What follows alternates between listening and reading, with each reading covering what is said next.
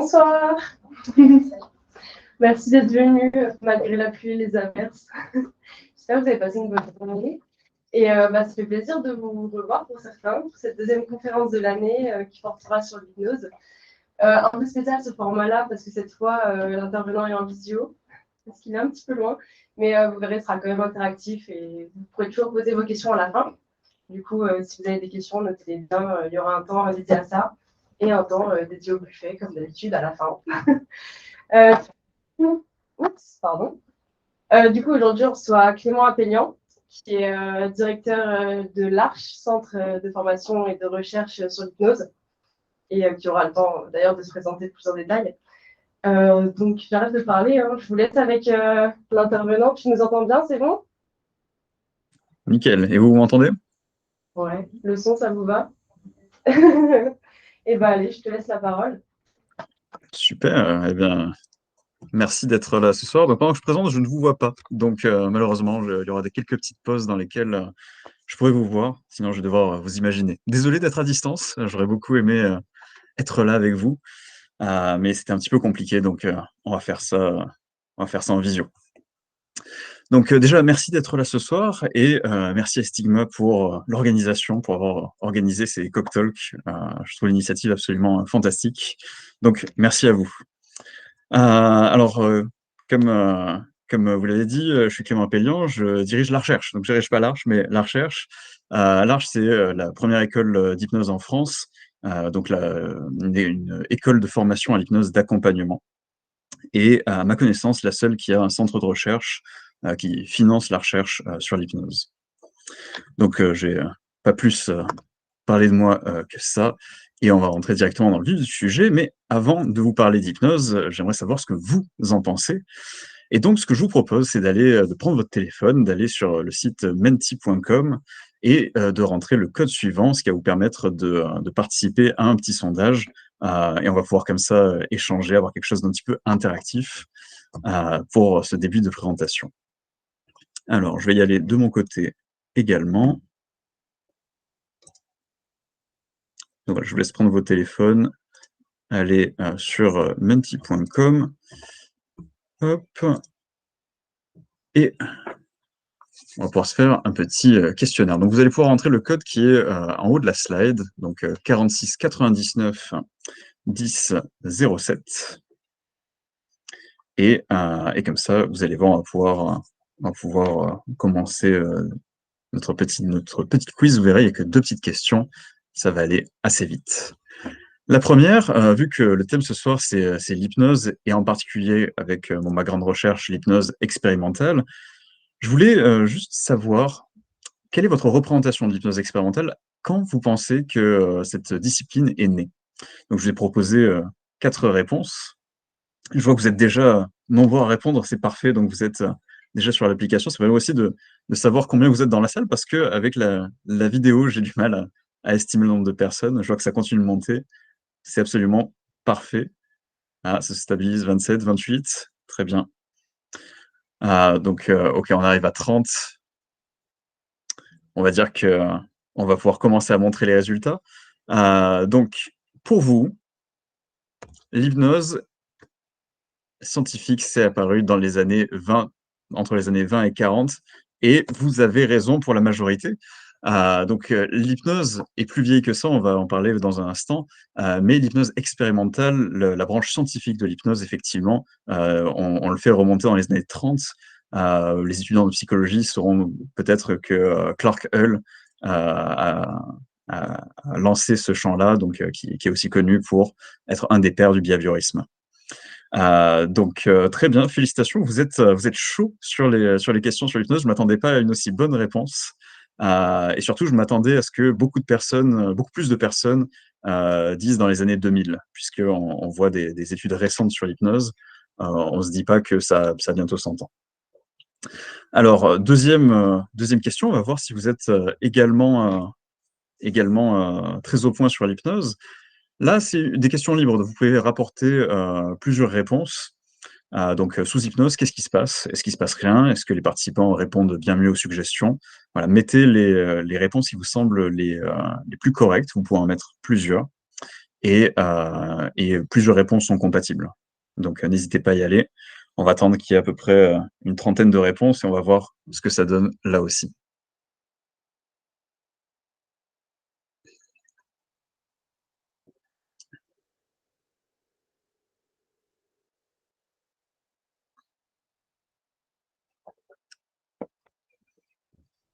Très bien, on s'approche des 30. Voilà, je vous laisse. Super, 34, je crois qu'on était à peu près à ça tout à l'heure.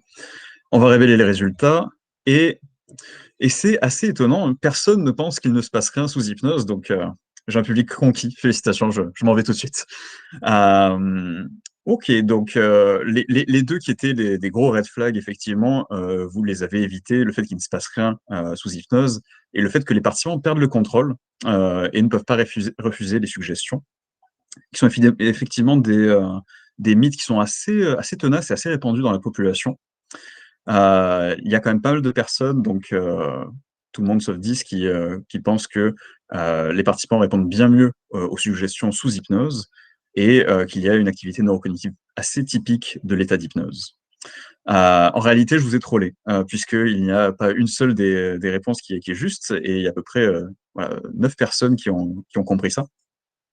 C'est qu'en réalité, toutes ces propositions sont fausses ou du moins légèrement trompeuses. Et ça va être un peu l'objet de la présentation, d'arriver à comprendre pourquoi et de mieux cerner ces enjeux-là.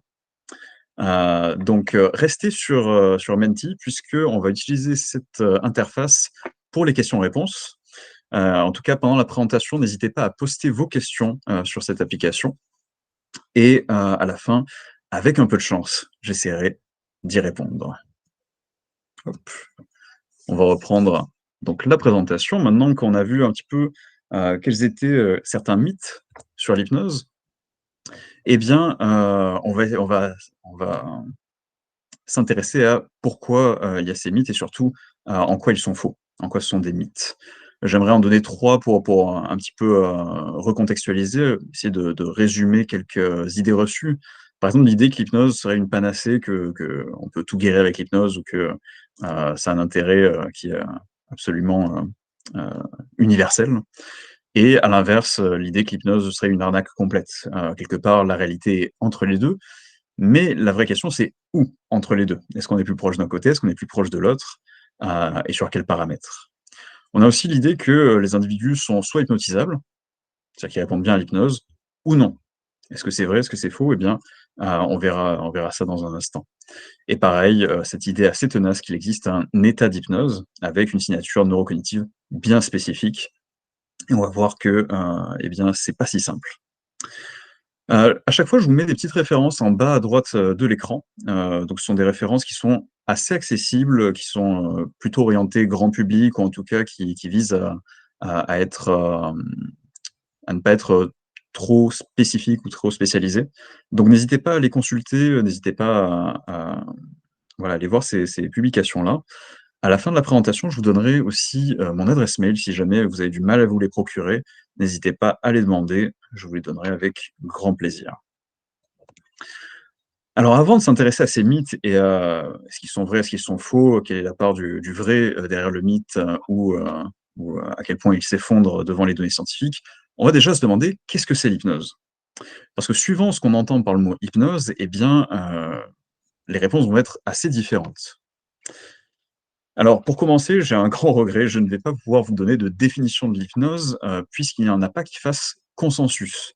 Ça fait, bientôt 100 ans qu'il y a de la recherche scientifique sur le sujet, 200 que la discipline est née et il n'y a pas de définition qui fasse vraiment consensus.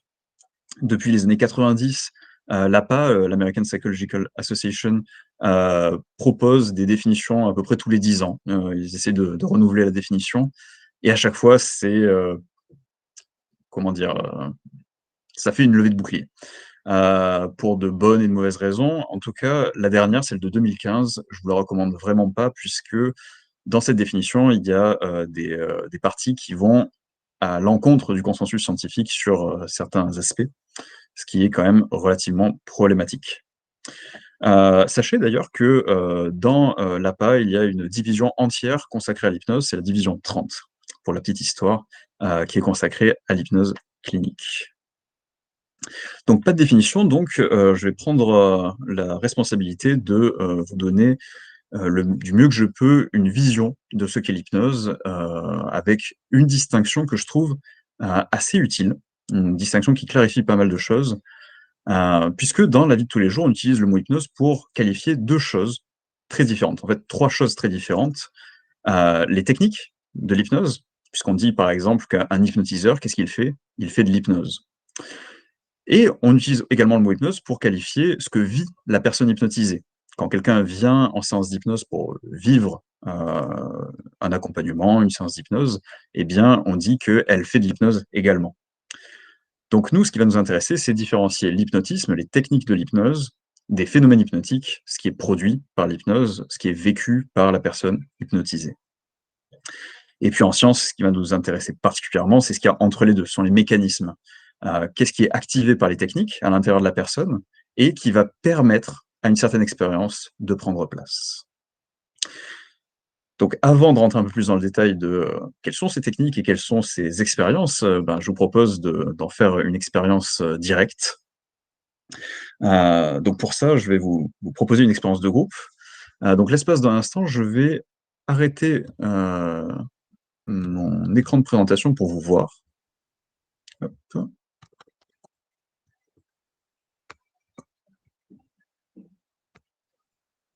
Voilà.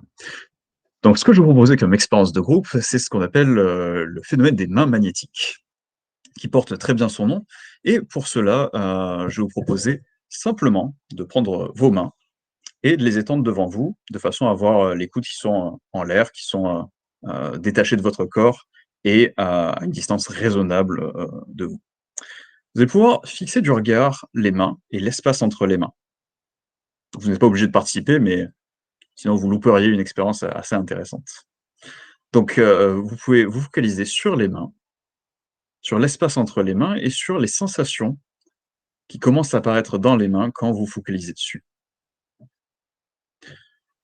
Certains d'entre vous vont ressentir des variations de température, certains vont commencer à ressentir des petits picotements.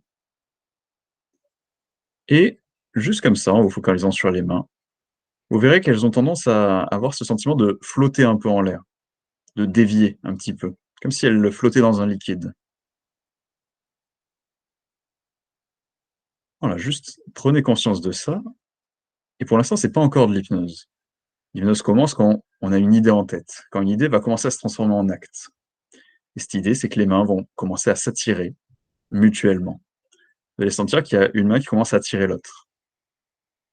Et elles vont commencer à se rapprocher l'une de l'autre progressivement. Alors c'est assez lent, mais comme si elles dérivaient progressivement l'une vers l'autre, comme s'il y avait un champ magnétique qui attirait les mains l'une vers l'autre. Vous sentez qu'elles peuvent, dévier, puis parfois elles bougent par à-coups. Voilà, juste ressentez ce qui se passe quand les mains s'attirent l'une vers l'autre. Il reste encore quelques secondes pour ressentir ce qui se passe. Si vous avez du mal, vous pouvez aussi essayer de fermer les yeux pour voir si ça aide. Voilà, les mains qui s'attirent progressivement et peut-être que certains d'entre vous, elles se touchent déjà. Peut-être que pour d'autres, ça prend encore un petit moment. Quoi qu'il en soit, je vous propose de bouger volontairement vos mains. Voilà, bouger volontairement et puis les frotter l'une contre l'autre pour dissiper les dernières sensations, que vous pourriez ressentir. Alors, il y a fort à parier, levez la main juste pour voir, ceux qui ont vécu le phénomène, ceux qui ont ressenti les mains s'attirer. OK. Donc normalement, on devrait avoir à peu près la moitié, un peu plus, normalement 70 des gens qui sont dans la salle qui devraient avoir ressenti quelque chose de l'ordre de l'attraction entre les mains. C'est un phénomène plutôt facile, en règle générale. Après les conditions là sont, un peu particulières, mais, hop, je vais remettre l'écran. Mais en tout cas, voilà, une partie d'entre vous aura pu vivre cette expérience-là. Donc dans cette expérience, il y avait, ce que j'ai dit, ce que j'ai, mis en place, le fait que je vous montre le phénomène, en direct, le fait que je vous donne des instructions, le fait que je communique avec vous et tout ça rentre dans la catégorie hypnotisme. Dans l'hypnotisme, généralement, il y a deux catégories de techniques qui sont utilisées, généralement. On parle d'induction pour la procédure qui est supposée augmenter la suggestibilité, le fait d'adhérer aux suggestions, et les suggestions en elles-mêmes qui sont une forme de communication, un style de communication qui vise à changer l'expérience vécue. Dans l'expérience que je vous ai proposée, eh bien, je ne vous ai pas demandé de rapprocher volontairement les mains.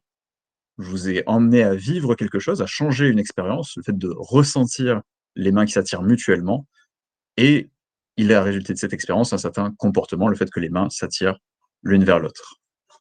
Notez que pour l'induction, je dis supposer augmenter la suggestibilité puisque, eh bien, il y a une grosse incertitude sur l'efficacité des techniques d'induction, ou en tout cas sur à quel point elles augmentent la suggestibilité, et on va y revenir un peu plus loin dans la présentation.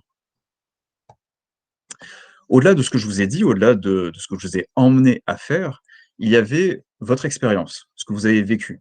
Et pour ceux qui l'ont vécu, pour les autres, navré, vous devrez me faire confiance pour cette partie-là. Vous avez sans doute ressenti le fait qu'il y avait un mouvement, mais que vous n'étiez pas l'auteur de ce mouvement. Le fait que le mouvement se faisait par lui-même, tout seul. Et pourtant, dans ce cas-là, ce sont bien vos muscles qui bougent les mains. Donc là, pour les mains, à la limite, on peut toujours avoir le doute de est-ce que la fatigue musculaire n'aide pas le mouvement. Mais on aurait pu suggérer, si on avait un peu plus de temps, des mouvements qui vont à l'envers de ce qui est facile. Par exemple, une main qui se lève et donc qui lutte contre la gravité, ça marche très bien aussi. Donc dans ces cas-là, on a un sentiment qui est celui de ne pas être l'acteur de l'action, alors que notre corps agit. Donc ça, c'est une partie des phénomènes hypnotiques. L'autre partie, c'est généralement une augmentation du sentiment de réalité. Dans l'expérience que je vous ai proposée, vous avez ressenti une attraction entre les mains, alors que vous l'avez simplement imaginé. Et il y a cette confusion entre imagination et réalité qui est assez forte lors de l'hypnose, où on a le sentiment que ce qui est imaginé est beaucoup plus réel que si on l'imagine spontanément. Donc, les phénomènes hypnotiques ne se résument pas à simplement une perte d'agentivité et une augmentation du sentiment de réalité. Ça ne se limite pas à ça, ce n'est pas suffisant pour qualifier un phénomène hypnotique, mais ce sont deux traits qui sont assez répandus pour les phénomènes hypnotiques. L'hypnose, les mécanismes, eh bien, c'est ce qu'il y a un peu en sandwich entre les deux. Ce sont les mécanismes, ce qu'on ne voit pas et qu'on va vouloir étudier lors de nos recherches. Alors, une des raisons pour laquelle il y a ce problème de consensus sur la définition de l'hypnose, une des raisons pour lesquelles l'hypnose, c'est compliqué à étudier, en tout cas, c'est pas un domaine qui avance extrêmement vite, eh bien, c'est qu'il y a une forte hétérogénéité à la fois dans les techniques employées, et également dans les expériences qui sont produites. Et cette hétérogénéité, elle a une origine historique, et c'est ce que je vous invite à explorer maintenant. Je prends une petite pause thé. Avant de plonger dans les origines du terme hypnose. La plupart des gens font remonter le terme hypnose à James Braid. Vous avez sans doute déjà entendu ce nom-là, qui est un médecin écossais du 19e siècle. Et le terme hypnose a surtout été utilisé à partir de 1843, quand il a publié son livre Neurohypnologie. Mais il faut savoir que avant Braid, il y avait un Français qui l'a devancé, qui avait proposé ce terme hypnose et plein d'autres dérivés avec le préfixe hypno, qui est Étienne Félix Denain de Cuvilliés. Donc voilà, cocorico, les Français ont proposé le mot hypnose historiquement 20 ans avant les Anglais. Évidemment, ce n'est pas avec le mot hypnose que la technique est née, elle remonte avant ça, et la plupart des gens qui vulgarisent l'hypnose font remonter les techniques d'hypnose à Franz Anton Mesmer, qui était un médecin autrichien qui a surtout œuvré à la fin du XVIIIe et tout début du XIXe, si je ne me trompe pas. Franz Anton Mesmer, donc, qui n'a jamais utilisé le mot hypnose, mais qui avait une discipline qu'on a appelée par la suite mesmérisme, et sa théorie, c'était le magnétisme animal.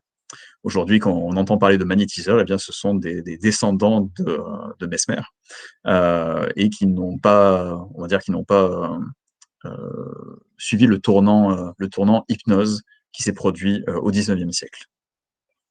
Donc généralement, quand on vulgarise l'hypnose, on revient à Mesmer un peu comme un point de départ de l'hypnose, alors qu'en réalité, Mesmer a sorti l'hypnose, en tout cas les techniques qu'aujourd'hui on appelle hypnose, d'un domaine qui est le domaine magico-religieux, et qui s'étend bien avant lui et a continué, bien sûr, après que Mesmer soit passé par là. Quand on remonte avant Mesmer, on peut remonter assez loin pour voir ces techniques qui ont des ressemblances frappantes avec ce qui se passait non seulement à l'époque de Mesmer, mais aussi aujourd'hui en hypnose. En fait, on peut remonter aussi loin qu'une source qui est du XVIe siècle avant notre ère, qui est le papyrus Ebers, et qui est un traité de médecine de, de l'Égypte antique. Et à l'intérieur, on a notamment une procédure d'anesthésie par une certaine incantation où il est dit qu'il faut poser la main sur la douleur et lui dire de s'en aller. Donc évidemment, il y a des variations avec ce qui se fait aujourd'hui, mais la ressemblance est assez frappante, surtout étant donné l'éloignement dans le temps. Ces pratiques médicales de l'époque, eh bien, elles sont réalisées par le clergé, évidemment, et ça se poursuit encore dans le temps. Même à l'époque où la médecine se dégage de l'aspect religieux, on a quand même une grosse partie du soin qui est quand même lié à la religion ou aux pratiques magiques. Et je voulais vous donner cette petite anecdote, en tout cas cette tradition qui a existé notamment à partir du XIe siècle, qui sont la tradition du toucher royal, où, au cours de certaines cérémonies, les rois de France touchaient les patients atteints d'écrouelles, donc qui est une forme de tuberculose, avec parfois des guérisons miraculeuses attribuées donc à l'intervention, en tout cas à la présence divine du roi de France. Donc le roi s'approchait du malade, et le touchait et disait, en tout cas selon certaines sources, il me semble, le roi te touche, Dieu te guérit, avec certains récits de guérison miraculeuse. Donc ce genre de récits, ce genre de phénomène, eh bien, on en a dans les traditions qui ont subsisté en Europe et ailleurs, et notamment un contemporain de Mesmer, c'est un exorciste, le père Gassner, qui a des pratiques qui sont quasi identiques en fait à la pratique mesmériste qui est documentée. La seule différence, c'est que Gassner explique les phénomènes par des phénomènes surnaturels, par l'intervention de démons ou l'intervention divine, là où Mesmer essaye d'avoir une explication naturaliste. Donc fausse, il s'est trompé, il pensait qu'il y avait un fluide magnétique, euh, erreur de sa part, mais il opère un tournant qui emmène l'hypnose, ou en tout cas les techniques de l'hypnotisme, vers une compréhension naturaliste. Donc ça, c'est pour l'hétérogénéité de techniques. Vous voyez que depuis le XVIe siècle avant notre ère, différentes traditions, différentes chapelles, on pourrait dire, différentes visions de ce qui devrait fonctionner avec ces techniques-là, vont pouvoir s'additionner, vont pouvoir se cumuler un peu par strates, parfois avec des retours en arrière, parfois avec des traditions qui subsistent dans le temps, comme je vous le disais avec le magnétisme, et puis des mutations progressives qui emmènent la pratique de l'hypnose, l'hypnotisme, à avoir eh bien, une hétérogénéité qui est quand même assez importante. De l'autre côté, ça va être beaucoup plus rapide. En termes de manifestations, eh bien, pareil, on va avoir des manifestations assez différentes qui recoupent des expériences qui n'ont pas grand-chose en commun, en tout cas de prime abord. Par exemple, dans le petit exercice qu'on a fait ensemble, il y avait une perturbation du contrôle moteur. Vous avez eu un mouvement, et pourtant, vous n'avez pas l'impression d'être à l'origine du mouvement. C'est ce qui peut se passer, par exemple, dans des expériences qu'on appelle de possession, où on a l'impression de faire des choses sans être l'auteur de l'action. Et donc, l'interprétation assez rapide que l'on peut en faire, c'est l'impression qu'une entité est à l'œuvre, ou en tout cas nous pilote. Donc ça arrive souvent dans certaines traditions, dans certains cultes qui existent toujours de nos jours. Et il s'agit là de perturbation du contrôle moteur. De la même façon, on a des phénomènes hallucinatoires. Par exemple, tout le monde connaît le fait qu'avec l'hypnose, on peut faire de l'anesthésie. Eh bien, il s'agit d'hallucinations négatives. On ne perçoit pas quelque chose qui est là et qui est la douleur. De la même façon, on peut avoir des hallucinations positives, comme dans le cas où on suggère d'entendre une musique qui n'est pas présente, et on l'entend comme si elle venait de quelque part dans la pièce, alors que, eh bien, il n'y a pas de musique dans la pièce. Donc des cas d'hallucination. De la même façon, un des phénomènes qui est assez connu pour l'hypnose, qui a surtout fait un carton dans le XXe siècle, c'est les perturbations de la cognition avec notamment l'amnésie. L'amnésie, puis plein d'autres phénomènes cognitifs qui peuvent aller dans un sens, dans le cas de l'amnésie, ou dans l'autre, comme dans le cas de l'hypermnésie. Donc, une réduction de l'accès aux souvenirs, ou au contraire, un accès qui est démultiplié. Donc, on pourrait se dire, avec cette hétérogénéité à la fois dans les techniques et dans ce qui est produit, dans les phénomènes hypnotiques, qu'est-ce qui fait qu'on a un domaine qui ne tombe pas en poussière, où il y a une sorte de domaine qui s'est créé autour de l'hypnose? Qu'est-ce qu'il y a de stable dans cette nébuleuse hypnose? Eh bien, la première chose qui fait qu'il y a un domaine qui s'est formé, qui s'est consolidé autour du concept d'hypnose, c'est l'idée qu'il y a un état particulier, le fameux état d'hypnose, qui permet aux suggestions de prendre effet. En effet, ce que je vous ai montré en termes de phénomènes hypnotiques, des pertes de contrôle moteur, des phénomènes de perturbations cognitives ou des hallucinations, eh bien, on se dit que s'il n'y a pas un état particulier qui les permet, ça paraît quand même très étrange, surtout que c'est réversible. Après l'hypnose, on revient à la normale. Donc, il doit y avoir quelque chose, un état particulier qui explique ces phénomènes très atypiques. Le deuxième cœur de la stabilité, eh bien, c'est le fait que quand on répond à une suggestion hypnotique, on a tendance à répondre aux autres suggestions hypnotiques qui nous sont faites. On a une tendance générale à répondre aux suggestions, ce qu'on appelle la suggestibilité hypnotique. Et cette fameuse suggestibilité hypnotique, elle est stable dans le temps. Il se trouve qu'on a fait des tests sur une période de 25 ans, et sur 25 ans, la suggestibilité hypnotique est stable de manière similaire au QI.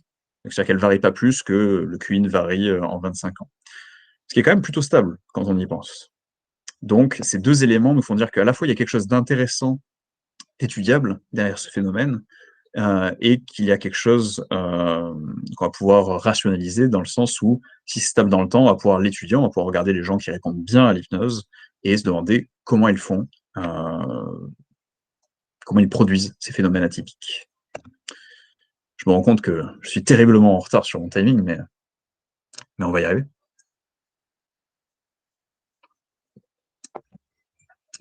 Alors, on ne va pas s'intéresser à l'état d'hypnose directement, mais avant ça, j'ai une petite partie sur les applications.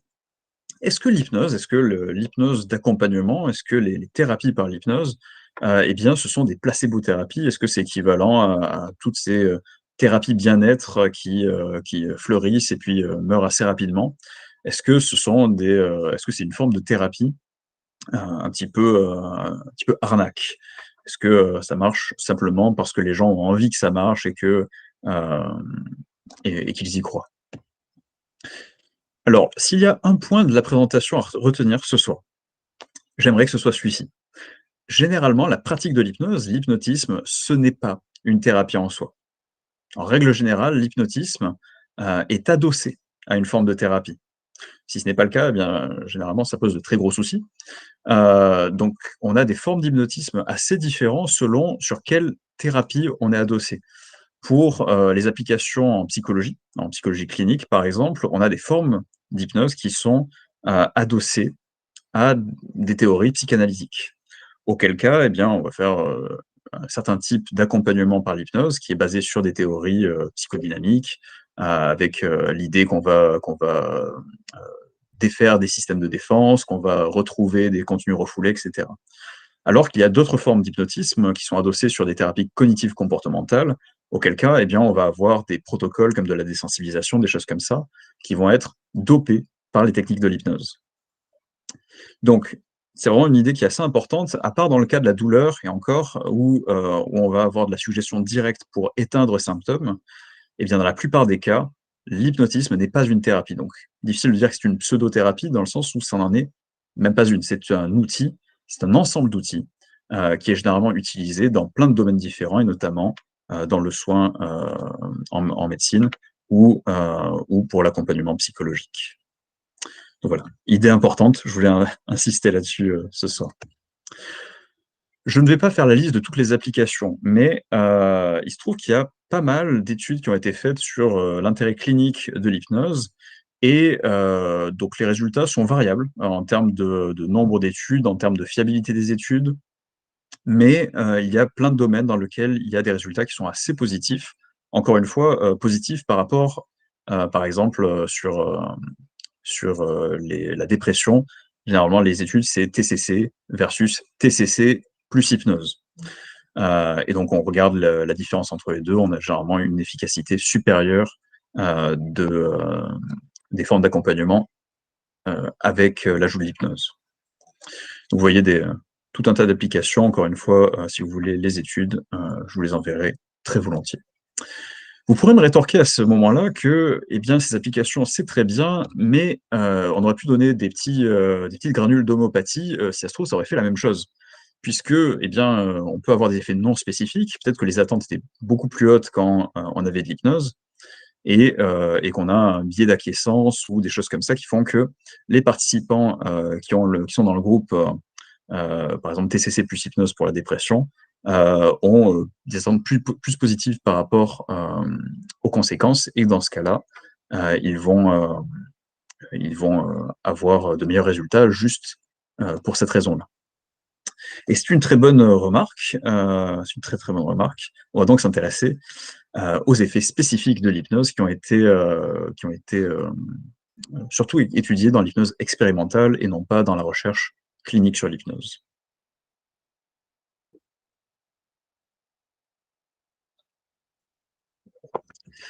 Alors déjà, pour se demander est-ce que c'est un biais d'acquiescence, est-ce que les participants font semblant, est-ce qu'ils fake leur réponse hypnotique? Par exemple, est-ce que dans la salle ce soir, les gens qui ont rapproché leurs mains, les ont rapprochées en fait volontairement, mais simplement pour me faire plaisir, malgré le fait que je sois assez loin de cette salle? Eh bien, on a tout un tas d'exemples qui montrent que c'est très peu probable. Déjà, pour tout un tas de suggestions, c'est difficile de mettre en œuvre volontairement une certaine suggestion. Par exemple, dans les suggestions où on demande aux participants de sentir un récipient avec de l'ammoniac dedans, je ne sais pas si vous avez déjà senti de l'ammoniac, c'est particulièrement agressif au nez. Si on leur a fait une suggestion visant à supprimer leur olfaction, eh bien, les participants vont pouvoir respirer, sentir ce récipient d'ammoniac et ils vont pas du tout avoir cette réaction assez typique de froncer les sourcils et avoir une réaction de dégoût vis-à-vis de cette fiole-là. Donc ça, c'est assez difficile à falsifier. Peut-être que l'exemple le plus frappant, c'est encore les anesthésies, le fait de résister à des douleurs qui sont assez intenses. Ouais, les participants ne serrent pas les dents et attendent que ça passe, juste pour faire plaisir à l'hypnotiseur. Et on va voir dans quelques instants le fait que les signatures sont assez différentes entre quelqu'un qui essaie de passer une suggestion en la falsifiant et ceux qui vivent réellement la suggestion de manière authentique. Autre, autre élément comportemental qui vise à distinguer le fait en tout cas à montrer que non, sous hypnose, les gens ne falsifient pas leurs réponses. C'est un paradigme qui est assez intéressant, qui a été assez utilisé en hypnose, qu'on appelle le Real Simulator Paradigm.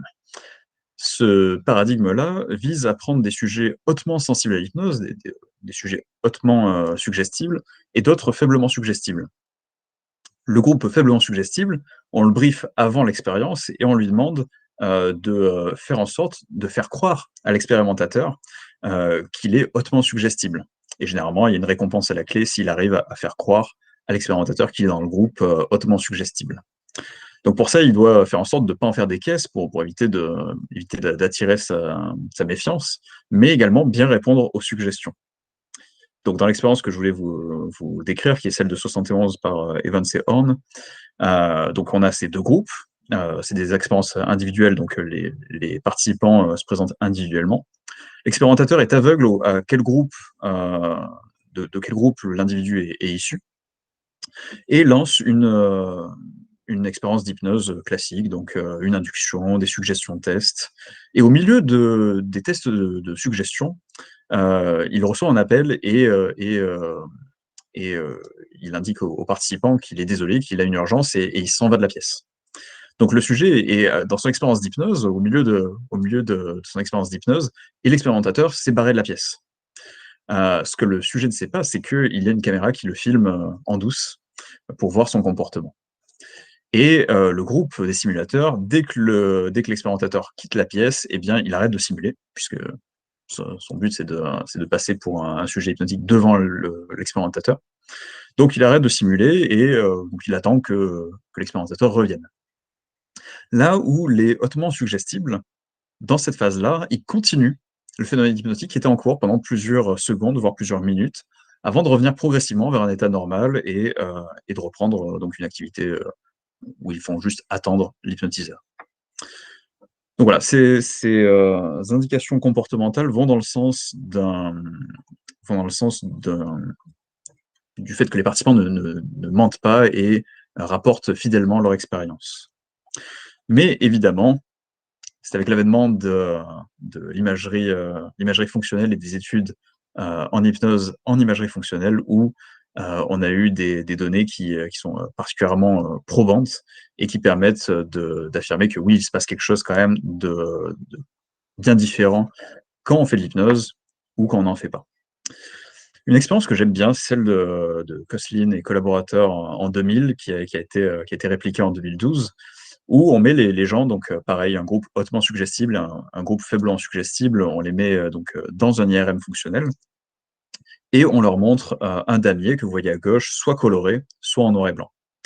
On leur montre soit sous hypnose, soit hors hypnose, et la suggestion, c'est de voir le damier qui est coloré en noir et blanc, et de voir le noir et blanc coloré. Et ce qu'on voit, eh bien, c'est que les faiblement suggestibles n'ont aucune modulation particulière. Ils ont des petites modulations dans certaines zones qui sont assez...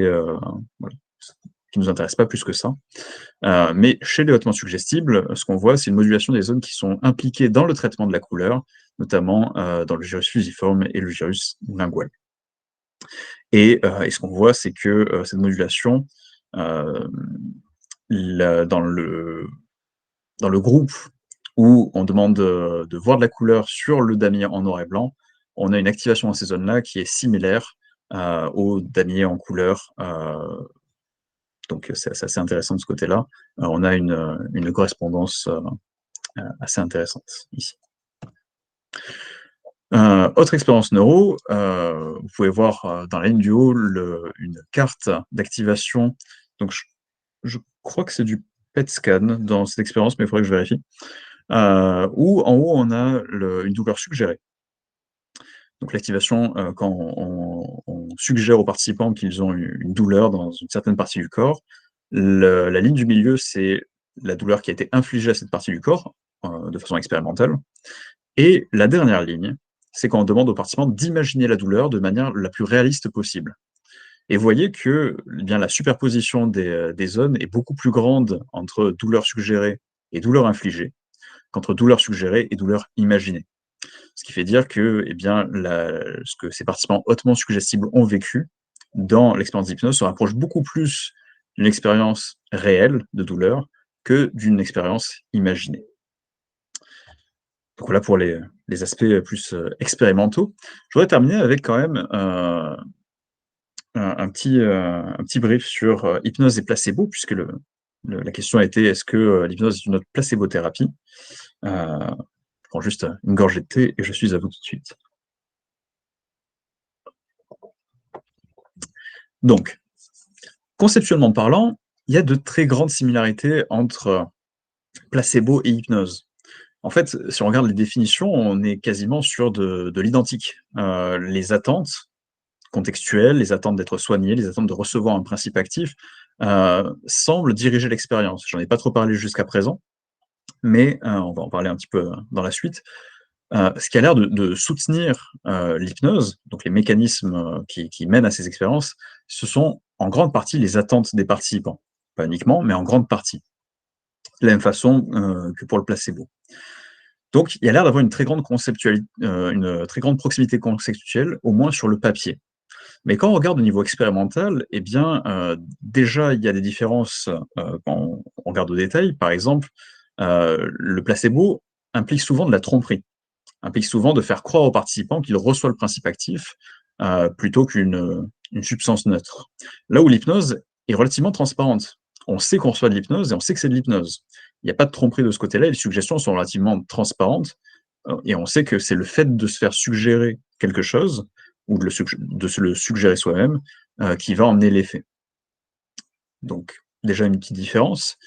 Une autre différence qui est plutôt expérimentale, c'est le fait que, comme je vous l'ai dit, la réponse à l'hypnose est stable dans le temps, là où la réponse placebo n'a pas l'air de l'être. C'est-à-dire que si vous répondez à un placebo un jour, ça ne garantit pas le fait que vous y répondiez demain, dans un an ou dans 25 ans.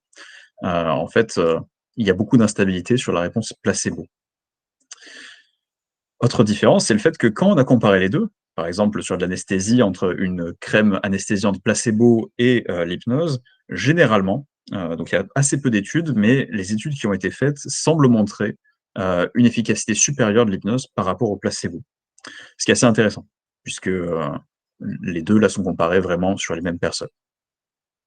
Et peut-être l'élément le plus convaincant, en tout cas, c'est le fait que quand on regarde la réponse au placebo et la réponse à l'hypnose, eh bien, ces 2 réponses ne corrèlent, quasiment pas, ou quand elles corrèlent, eh bien, c'est de façon assez faible. Donc le fait de répondre à l'hypnose ne garantit pas de répondre au placebo et vice versa. Il n'y a pas de correspondance claire entre les 2. Et d'ailleurs, les études qui montrent, des corrélations, faibles, quand on les réplique, eh bien, ça marche pas trop. Donc il y a l'air d'avoir des différences significatives entre le placebo et l'hypnose, et une des raisons, par rapport à ça, on va y venir, c'est que, probablement que les 2 phénomènes sont complexes et se superposent qu'en partie.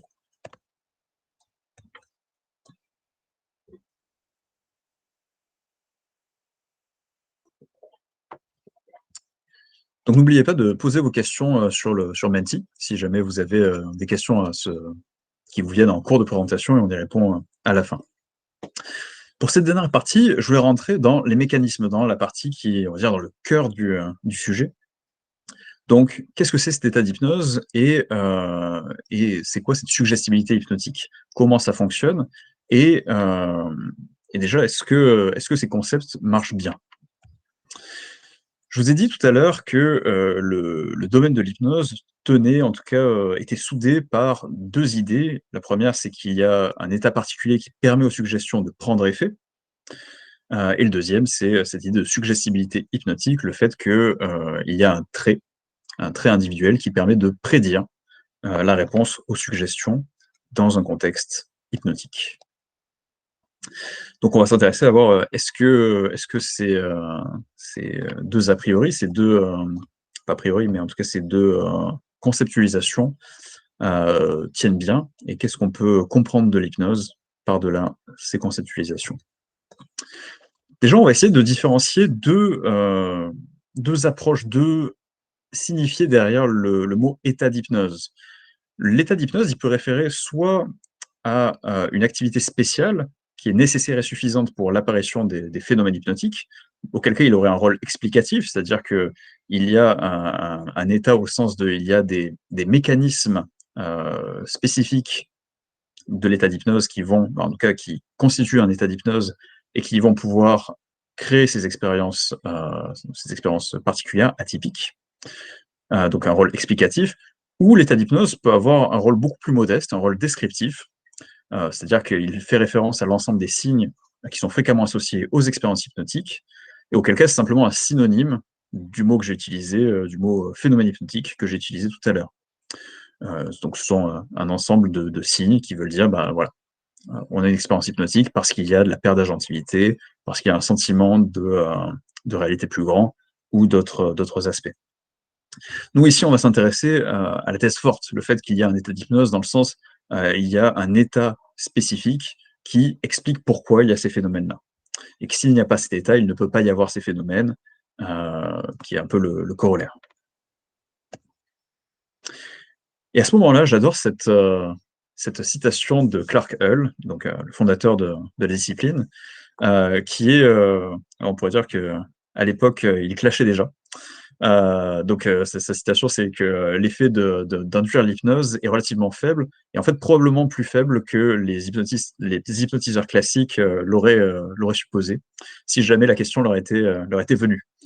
Puisqu'effectivement, quand Clark Hull commence le champ de recherche sur l'hypnose, ça fait déjà 100 ans que des hypnotiseurs utilisent l'induction hypnotique, avec cette idée que c'est nécessaire pour produire des phénomènes hypnotiques, alors que ses premières recherches, donc à Clark Hull, démontrent, et ça a été répété par la suite dans plein de laboratoires dans le monde, ce qu'il a démontré, c'est que les phénomènes atypiques de l'hypnose, eh bien, ça ne nécessite pas de procédure d'induction. Donc, un peu comme on l'a fait tout à l'heure, si on suggère simplement à des gens un phénomène hypnotique, eh bien, dans une grande majorité des cas, eh bien, le phénomène est implémenté, l'expérience arrive, et le fait de faire une induction ou pas ne change pas grand-chose. Les gens qui ne répondaient pas sans induction, bah, ils ont peu de chances de répondre avec une induction, et les gens qui répondaient avec une induction hypnotique, eh bien, si on n'en fait pas, ils ont de grandes chances d'y répondre. Donc, ça, c'était un gros problème pour l'idée d'un état d'hypnose, puisque si la procédure qui est censée produire cet état ne fait pas beaucoup de différence, ça paraît compliqué d'imaginer qu'il y a un état nécessaire et suffisant pour produire la réponse aux suggestions. Alors, on peut toujours s'en sortir avec des pirouettes, et on verra si je vous explique ça dans les questions-réponses. C'est pas le seul problème. Le deuxième problème, c'est un problème d'hétérogénéité. On a parlé de l'hétérogénéité des techniques d'hypnose, on a parlé de l'hétérogénéité des phénomènes hypnotiques, mais pour les mécanismes, on a une très forte hétérogénéité également, ce qui paraît logique dit comme ça. Dans leur méta-analyse de 2017, Mathieu Landry et ses collègues ont pris toutes les études de neurosciences, en tout cas d'imagerie fonctionnelle, en hypnose. Et ils ont essayé de faire une méta-analyse pour voir qu'est-ce qui revenait. Donc, il y a toute une partie où ils présentent des réseaux qui sont particulièrement impliqués dans l'expérience d'hypnose, notamment le réseau exécutif central qui gère toutes les stratégies qui sont impliquées dans la résolution, dans l'implémentation des suggestions.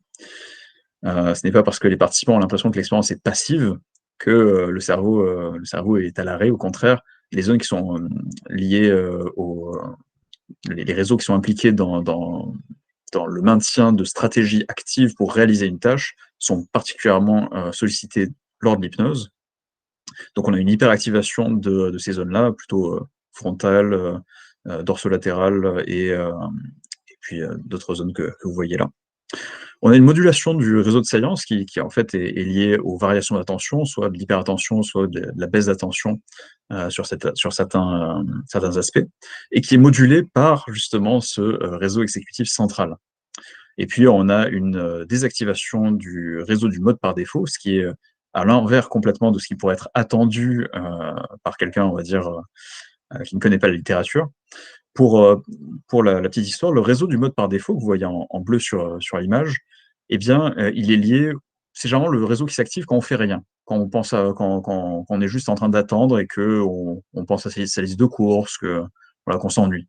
Généralement, le réseau du mode par défaut, c'est quand on fait ce qu'on appelle du mind wandering, de la dérive mentale, quand on rêvasse, si je puis dire.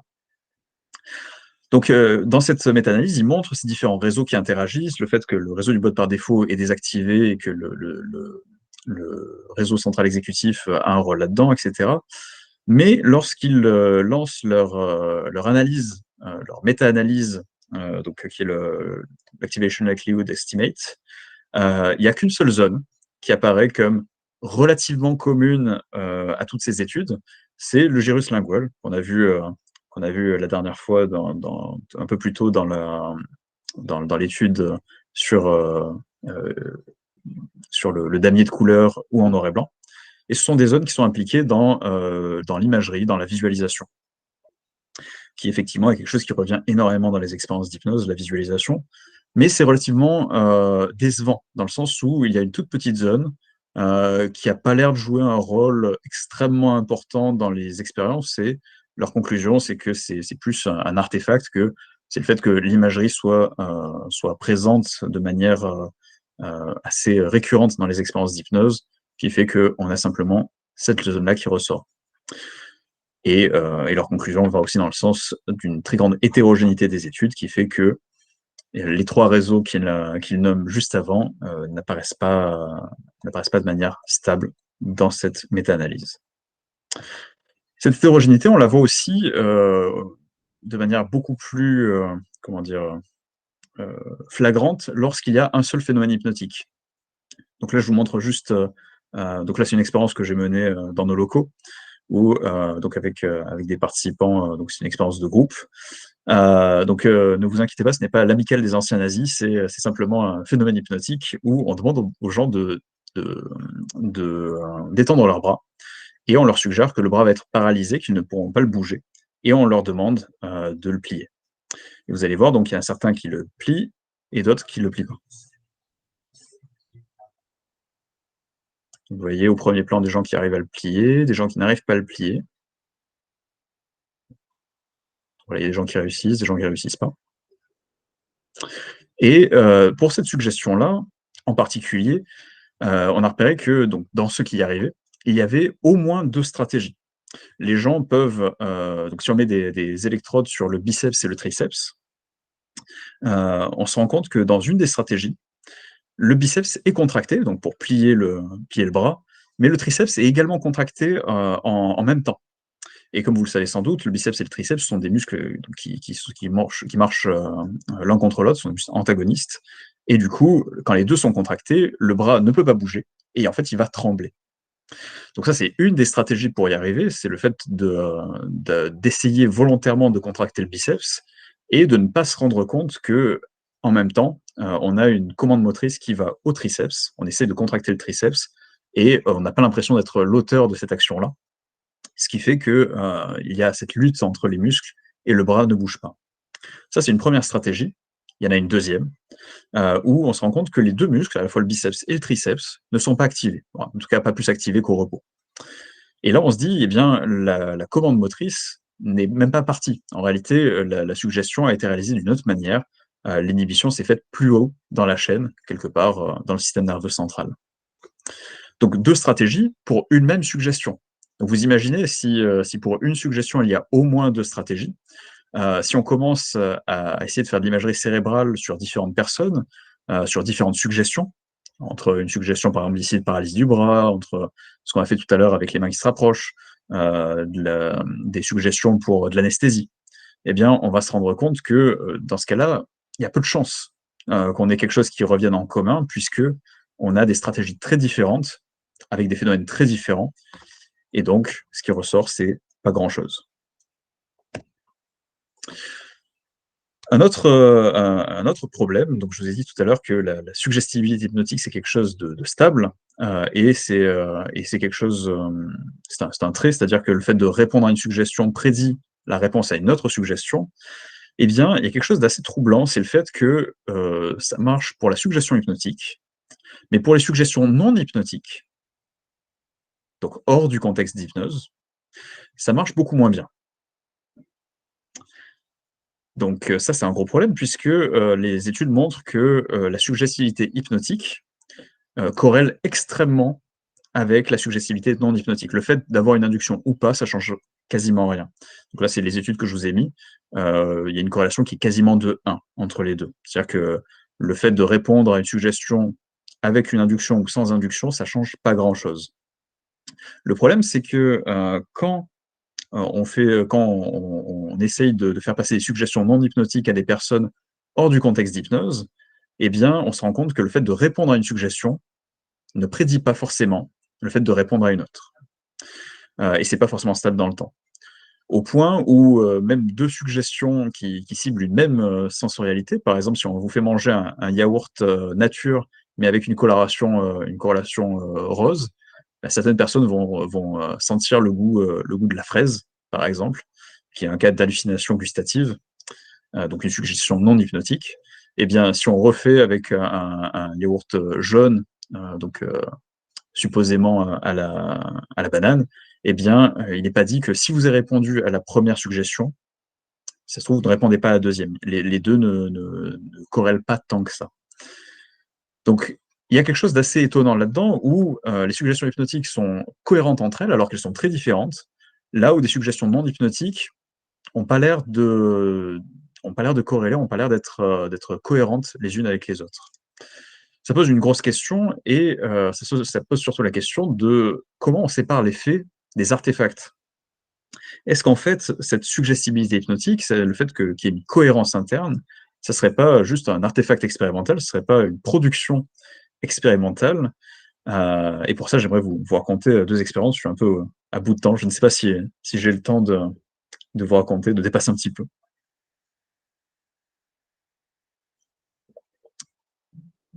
Non, bon, j'entends pas les organisateurs, donc je vais raconter ces 2 petites histoires qui sont croustillantes. La première, c'est celle d'une expérience où en fait on a très tôt essayé de trouver des corrélats à la réponse hypnotique. Et il y a un questionnaire qu'on appelle la Telegon Absorption Scale, qui est donc une échelle d'absorption.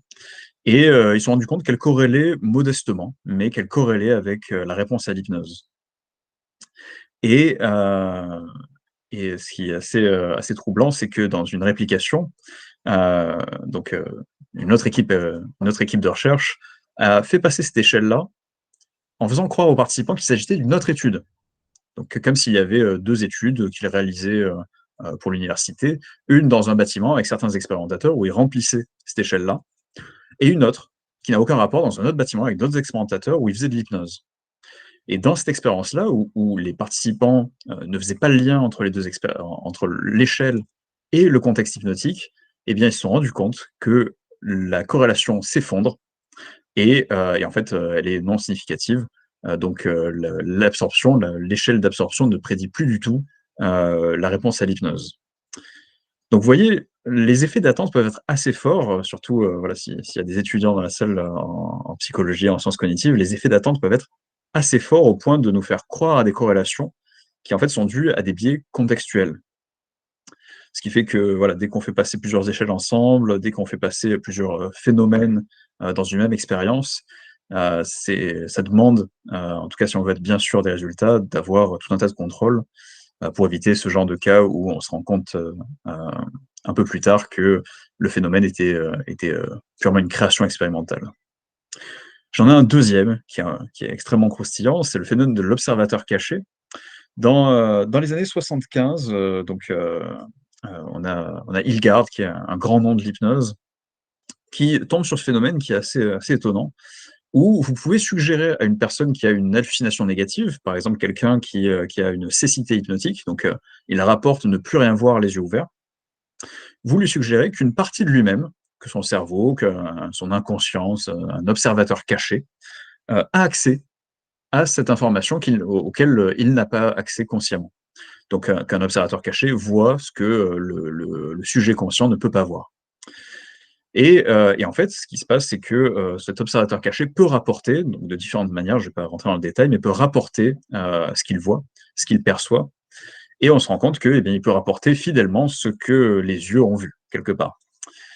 Ce qui était un argument d'Hilgard pour soutenir l'idée que l'hypnose était un phénomène dissociatif, que l'information n'était pas perdue, mais qu'elle était séparée de la conscience dans un autre euh, flux de conscience, comme il aimait l'appeler. Et en fait, ce que des expérimentateurs ont fait un peu plus tard, donc comme vous voyez, les Spanos, je vous invite surtout à voir le chapitre de Steven Lin et de ses collaborateurs en 2008 qui résume toute cette histoire. Ce qui a été fait ensuite, c'est, dans d'autres équipes, c'est de faire croire des choses aux participants. Faire croire, par exemple, que cet observateur caché, en fait, donc avec tout un tas de pseudo-théories, que cet observateur caché, par exemple, dans le cas de la cécité hypnotique, renversait les figures, qu'il voyait la droite à gauche et la gauche à droite, comme dans un miroir. Et en fait, ce qu'on se rend compte, c'est que eh bien, cet observateur caché, il est flexible, en fait, il se contraint aux attentes qu'a l'hypnotisé, il se contraint aux attentes qui ont été produites expérimentalement.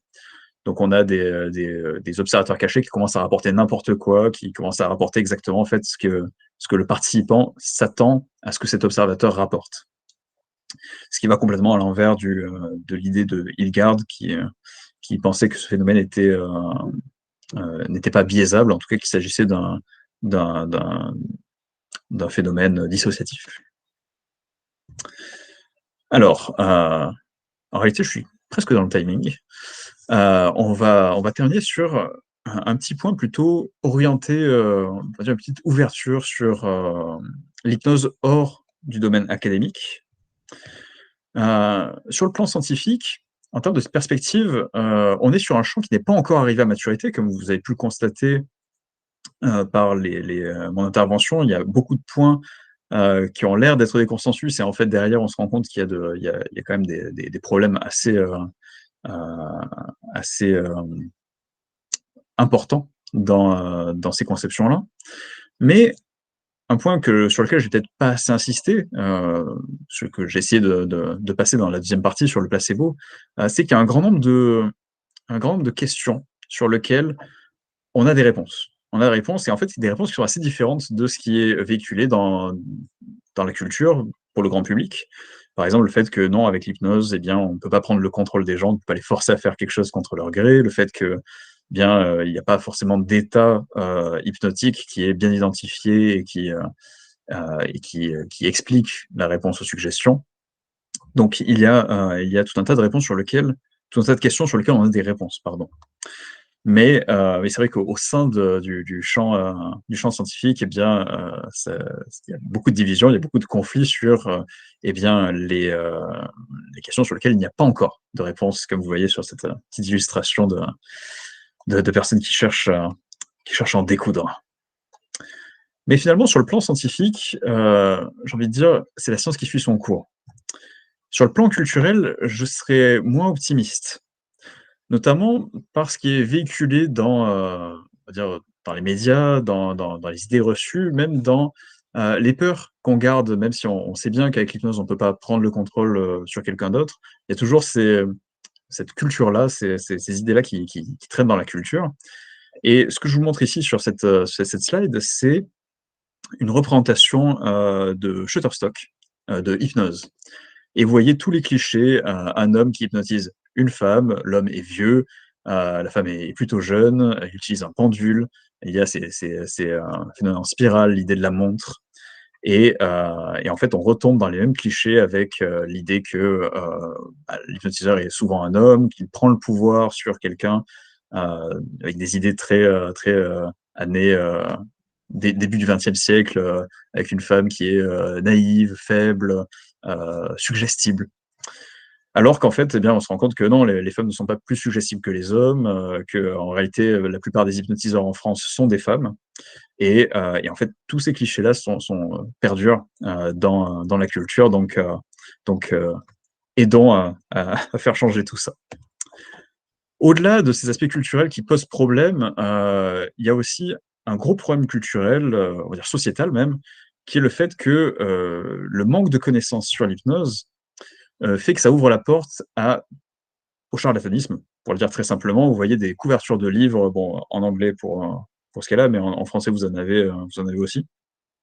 Des livres qui vous promettent, d'attirer le succès avec, peu d'efforts, de contrôler votre esprit, de contrôler l'esprit des autres, de les forcer à faire ce que vous voulez et le problème, c'est que déjà, ils vendent quelque chose qui est mensonger, mais surtout tirer parti de personnes qui sont en souffrance et tout ce charlatanisme qui tourne, qui est présent, dans le milieu de l'hypnose eh bien, c'est un très gros problème et le fait de communiquer sur l'hypnose, le fait de porter des croyances qui sont adéquates sur l'hypnose, eh bien, j'aime à croire que ça permet de lutter contre ce genre de phénomène. Peut-être pas l'éradiquer, mais au moins limiter l'impact que ça a sur les personnes les plus vulnérables. Pour terminer, j'aimerais dire que, à la fois sur l'aspect clinique, sur, pour soulager la souffrance humaine, soulager la souffrance physique, psychologique, ou sur l'aspect vraiment recherche, pousser la compréhension de l'esprit humain, tout simplement au-delà des frontières qui sont les nôtres aujourd'hui, eh bien, l'hypnose est utile pour les deux et je crois fondamentalement que l'hypnose vaut la peine qu'on se batte pour elle, qu'on avance les connaissances de l'hypnose à la fois pour l'aspect clinique, pour aider les gens, et pour l'aspect fondamental, pour comprendre un peu mieux l'esprit humain. Je vais m'arrêter là pour cette présentation. J'espère qu'elle vous aura plu et j'en profite pour passer un petit message à vous tous. Nous avons des financements de stages, de thèses et également des ressources que l'on partage très volontairement, très volontiers. Donc, n'hésitez pas à envoyer un mail sur mon adresse mail clément.appelian@arch-hypnose.com. Si vous voulez discuter, si vous avez des projets qui touchent à l'hypnose, que ce soit des envies de stage, des envies de thèse, ou si vous faites des projets ailleurs et que vous avez envie de ressources, n'hésitez pas à nous solliciter. Nous avons pour ambition de faire grandir l'hypnose en France, donc si vous êtes motivé, on vous aidera. C'est tout pour cette petite présentation. J'espère qu'elle vous aura plu. Et on va pouvoir passer à un moment de questions-réponses. Ouais, c'était vraiment top. Hein. Et oui, sinon c'était bien dans les temps, il n'y a pas de problème. Alors, j'ai regardé Menti. Hop. Alors, on a une question. Oh, une question? Non, on a 10 questions, super. Vous êtes hyper actifs. Alors, qu'est-ce qu'on fait? Je prends les questions dans l'ordre ou Bah, comme tu veux. Hein. Allez, on fait ça? À moins qu'il y ait des questions brûlantes où vous voulez interagir en direct, mais sinon, je vais prendre la question et puis comme ça, je vous remets sur mon écran, comme ça, on va pouvoir discuter. Alors, la première question, c'est avez-vous des exemples de cultes, culture ou religion où l'hypnose était ou reste une pratique fréquente? Alors, j'ai pas de chiffres en France, mais déjà, en culture occidentale, l'hypnose est quand même assez consommée. Je crois qu'il y a autant... Non, je vais dire une bêtise, mais... Non, j'allais dire une bêtise, mais en tout cas, c'est une pratique qui est assez pratique, enfin, assez fréquente. Si on parle de l'hypnose en tant que mécanisme, bah, j'ai envie de dire toutes les pratiques qui sont plutôt des pratiques religieuses mystiques plutôt que des pratiques religieuses institutionnelles, donc qui visent de l'expérientiel par les pratiquants et moins de la croyance en une autorité, on va dire, institutionnelle. Ces cultures-là ont plutôt tendance à avoir des traditions hypnotiques assez fortes. Donc, par exemple, il y a des cultes, donc j'ai un exemple qui me met en tête, les cultes de possession au Brésil, par exemple, utilisent beaucoup de mécanismes hypnotiques. Il y a des anthropologues qui travaillent sur ces sujets-là et c'est assez passionnant. Donc oui, il y a des cultures où ça fait partie de la vie quotidienne. Alors peut-être pas au jour le jour, mais en tout cas, il y a des moments forts de la vie qui sont habités par ces mécanismes-là. Moins en Occident. À chaque fois, n'hésitez pas si vous voulez lever la main pour avoir une interaction ou si je ne réponds pas vraiment à la question, n'hésitez pas à le dire. C'est bien, les questions arrivent, on est à 12. Alors, on a une question qui est quelles sont les principales dérives de l'hypnose en France? Très bonne conférence. Oh, merci. Très bonne conférence en passant. Les dérives de l'hypnose, il y en a plusieurs. Il y a le fait que aujourd'hui, c'est une profession qui n'est pas régulée. Donc, en fait, n'importe qui d'entre vous peut mettre une plaque demain devant chez lui en disant qu'il est hypnotiseur et personne ne peut rien faire, même s'il a 0 heure de formation, même si il raconte n'importe quoi. On ne peut pas le forcer, on ne peut pas l'attaquer sur ça, et on ne peut pas le forcer à retirer sa plaque. Ce qui est un gros problème parce que non seulement il y a beaucoup de charlatans, il n'y a pas que des charlatans, je vous rassure. J'espère qu'ils sont minoritaires, même si je ne vais pas m'avancer sur ce terrain-là. Mais un autre problème, c'est que même parmi les professionnels formés, il y a une très grande hétérogénéité de formation, de techniques utilisées. Comme je l'ai dit, les techniques sont très hétérogènes. Et il y a surtout un manque de communication claire sur ce qui est fait. Ce qui fait que le consommateur, le client de l'hypnose, eh bien, quand il va chez un hypnotiseur, s'il n'a pas été recommandé, il ne sait pas très bien à quoi s'attendre. On ne sait pas, par exemple, le taux de succès, ou on ne sait pas combien de séances ça va prendre, on ne sait pas quel genre de technique on va utiliser. Là où, par exemple, en psychologie clinique, la population générale peut avoir l'idée qu'il y a plusieurs formes d'accompagnement et qu'il y en a certaines qui vont plus lui correspondre que d'autres. C'est pas forcément le cas en hypnose, où il y a cette idée que c'est un tout homogène, là où en réalité c'est très hétérogène. Donc ça, c'est des grosses dérives. Voilà. Et puis le problème que pour la branche qui nous intéresse le plus ici à l'Arche, nous on est surtout sur l'accompagnement psychologique. On a aussi une branche médicale pour l'accompagnement plus physio. Mais pour la psychologie, un des gros problèmes, c'est que la plupart des hypnotiseurs, même professionnels, sont sous-formés en psychologie. Ce qui pose quand même de très gros problèmes dès qu'on essaie de travailler sur l'esprit humain sans avoir les bases nécessaires.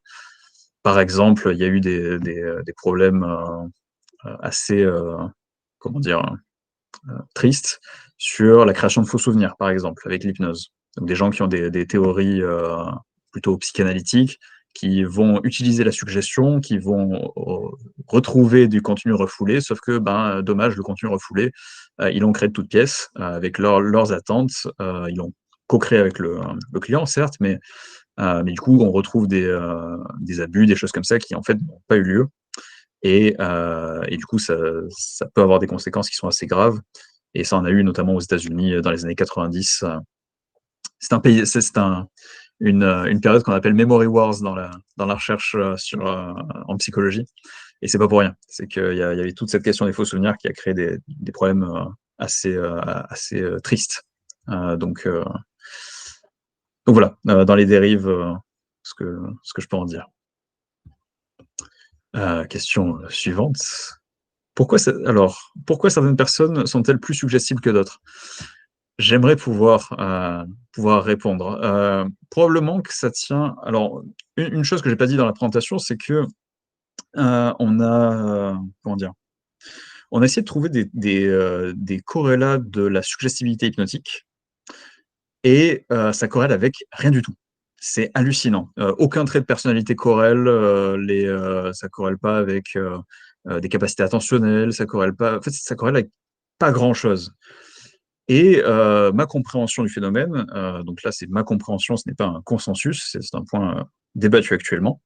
Je préfère être clair là-dessus. Ma compréhension du phénomène, c'est que cette suggestibilité hypnotique, c'est un artefact. C'est-à-dire qu'en fait, on a cru qu'il y avait une suggestibilité. En fait, c'est le fait de faire passer différents items dans une même expérience, le fait de faire plusieurs suggestions dans la même expérience, qui fait que ils ont tendance comment dire, à se mélanger et à faire qu'on répond bien à un phénomène si on répond à un autre, et inversement. Mais que les mécanismes qui sous-tendent les phénomènes peuvent être assez variés. Et du coup, vu qu'ils sont assez variés, eh bien, peut-être que certains phénomènes font appel à des traits d'empathie, par exemple. Je serais prêt à parier, par exemple, si je vous fais une suggestion d'acidité dans la bouche, si je vous dis que vous croquez dans un citron et que vous sentez l'acidité dans la bouche et que vous avez de la salivation qui arrive, je ne sais pas si certains d'entre vous, rien que le fait de le dire, vous le sentez. Vous avez aussi le classique sentir des poux dans sa tête et commencer à se gratter. Celui-là est moins agréable. Certaines personnes ressentent comme des petits grattements, des petits chatouillements, ça donne envie de se gratter la tête. Bon, ce genre de phénomènes-là, qui sont des phénomènes interactionnels, il y a fort à parier qu'ils reposent en partie sur le trait d'empathie ou de contagion émotionnelle. Là où d'autres phénomènes peuvent, par exemple, reposer sur des traits de capacité attentionnelle. Là où d'autres peuvent peut-être reposer sur des traits de dissociation. Et du coup, quand on mélange tout, eh bien, il y a un théorème en mathématiques qu'on appelle le théorème central limite, qui fait que quand on a beaucoup de variables aléatoires qu'on combine et qu'on check, eh bien, on obtient une gaussienne avec une réponse normale. Et il se trouve que c'est exactement ce qu'on trouve pour la réponse, pour la suggestibilité hypnotique, c'est un trait distribué normalement. Sauf que, eh bien, probablement qu'il faut aller dessous la normale et regarder quels sont les différents traits qui sont utilisés, enfin, qui sont utiles pour répondre bien à différentes suggestions. Je tiens à signaler aussi que s'il y a différentes stratégies pour une même suggestion, c'est possible que différents traits ou combinaisons de traits aident une stratégie et soient défavorables pour une autre aussi. Donc ça cause tout un tas de problèmes, le fait qu'il y ait cette hétérogénéité. Et mon programme de recherche, pour en dire quelques mots, c'est justement descendre d'un cran dans la granularité et revenir aux phénomènes hypnotiques et non pas faire des ensembles de phénomènes qui n'ont rien à voir les uns avec les autres. Voilà, désolé pour la réponse un peu longue. Je vais essayer d'avancer sur les questions pour que tout le monde ait une petite réponse, en espérant que j'en ai une. Alors, un hypnotiseur peut-il se faire hypnotiser? Alors ça, c'est une très bonne question parce que ça repose sur les attentes. Donc, est-ce que le fait de connaître le truc, quelque part, connaître les techniques, connaître les phénomènes, ne nous empêche pas d'être hypnotisé, comme le fait de savoir qu'on reçoit un placebo réduit la réponse placebo? Eh bien, la réponse est ça dépend. Le fait de connaître les techniques, le fait de s'entraîner aussi régulièrement à les pratiquer, fait que beaucoup d'hypnotiseurs ont des stratégies, ont découvert des stratégies pour réaliser plus simplement les phénomènes hypnotiques. Ce qui fait que quand on leur propose un phénomène, eh bien, ils vont pouvoir utiliser ces stratégies-là pour y arriver de manière active. Ils ont quelque part repéré ce qui fonctionnait, ce qui ne fonctionnait pas, même de manière intuitive, hein, même sans en être forcément conscient, et ils vont pouvoir le mobiliser. L'autre truc, c'est que quand on voit des techniques qui visent comment dire, bon, pour le dire vulgaire, à nous la mettre à l'envers, à nous tromper, à nous manipuler, eh bien, il y a toujours ce bon vieux phénomène psychologique qu'on appelle la réactance, qui fait que dès qu'on sent qu'on essaye de nous manipuler, on se met en opposition. Et donc, il y a ce phénomène-là où un hypnotiseur qui pense se faire manipuler ou le style est manipulatoire, ou juste il n'est pas motivé, eh bien, il va avoir du mal à se faire hypnotiser. Donc, ça dépend un petit peu. Une des choses que j'ai remarqué, par exemple, c'est si on a un style qui est différent de l'hypnotiseur à sa théorie de pourquoi l'hypnose fonctionne et qu'on utilise des techniques qui fonctionnent selon une autre théorie, il va avoir tendance à ne pas répondre juste parce que il trouve que la technique qui est utilisée est nulle. Donc voilà, on a ces phénomènes-là avec les hypnotiseurs.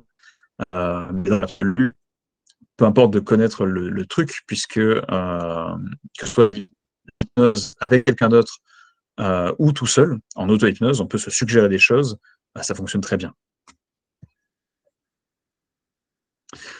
Question 6 sur 13. Dans les expériences, souvent, le praticien montre le geste à faire en même temps qu'il donne les suggestions, comme je l'ai fait avec les mains.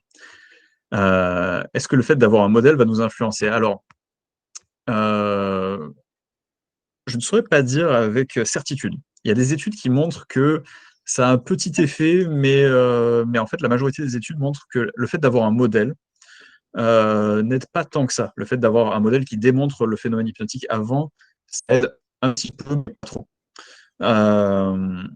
Par contre, dans le cas des mains qui se rapprochent, il y a un truc, c'est que lorsque deux êtres humains font la même action, ou une action en miroir, ou qu'ils se coordonnent, comme on l'a fait là avec les mains, quand on est dans des phénomènes de coaction, eh bien, on a tendance à perdre en agentivité.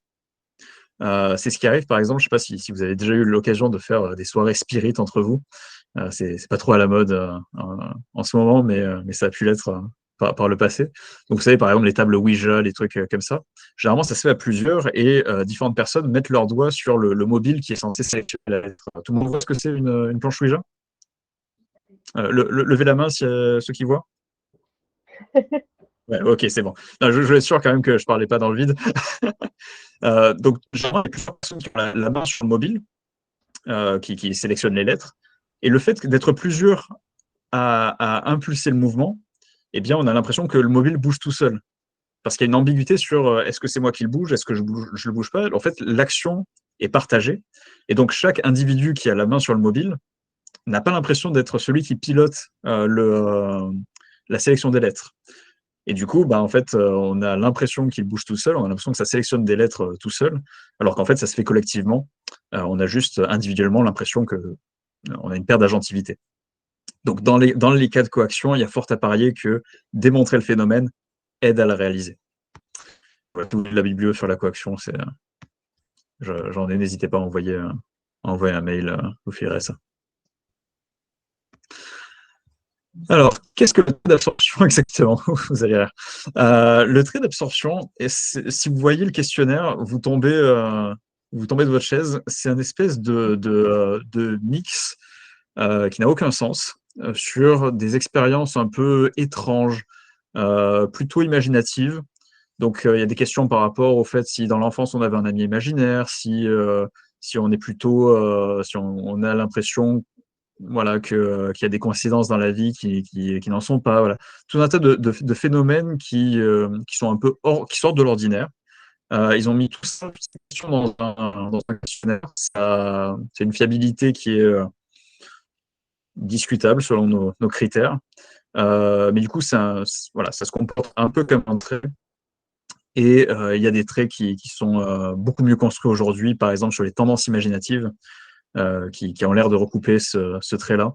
Mais voilà, c'est plus ou moins des tendances imaginatives, des tendances à être fortement impliquées dans des expériences narratives, des expériences imaginatives, et pouvoir s'y immerger complètement.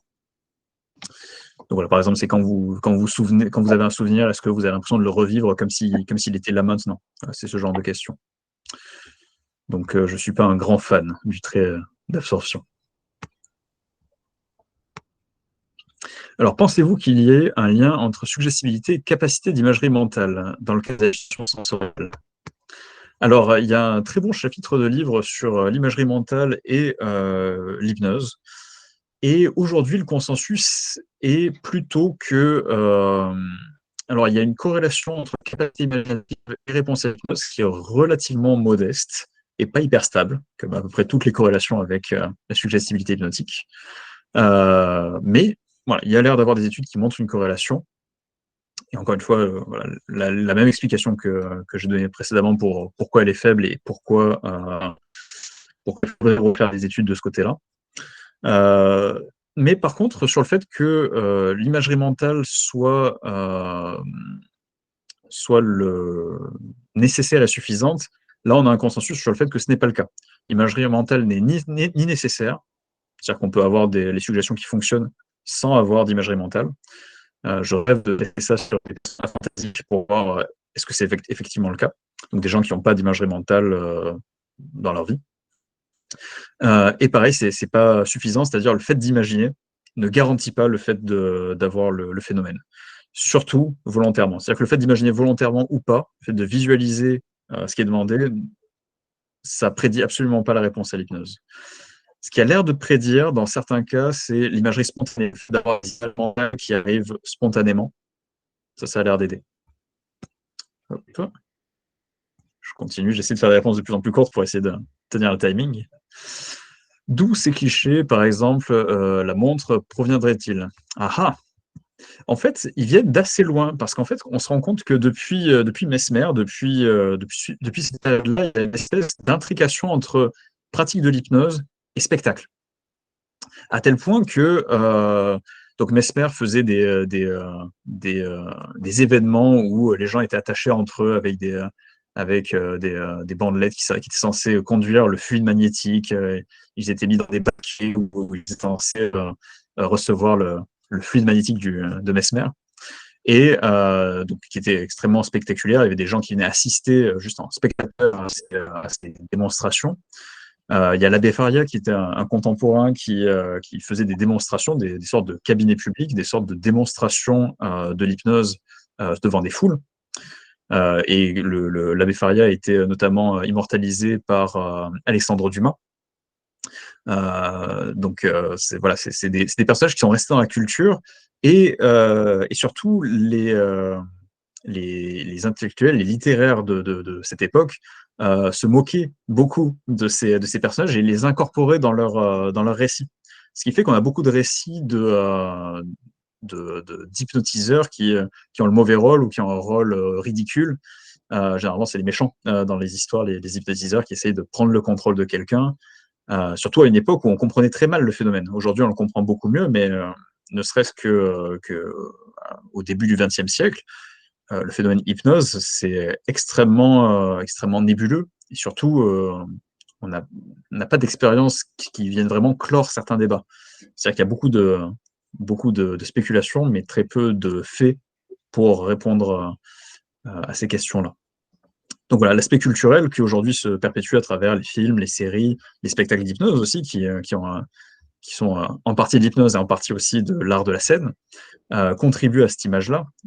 Et du coup, ça explique cette culture-là. Pour la montre, ça vient principalement de Braid. Braid qui croyait à l'origine que l'hypnose était un phénomène nerveux au niveau des yeux, qu'en gros, il y avait une surcharge nerveuse au niveau du nerf optique.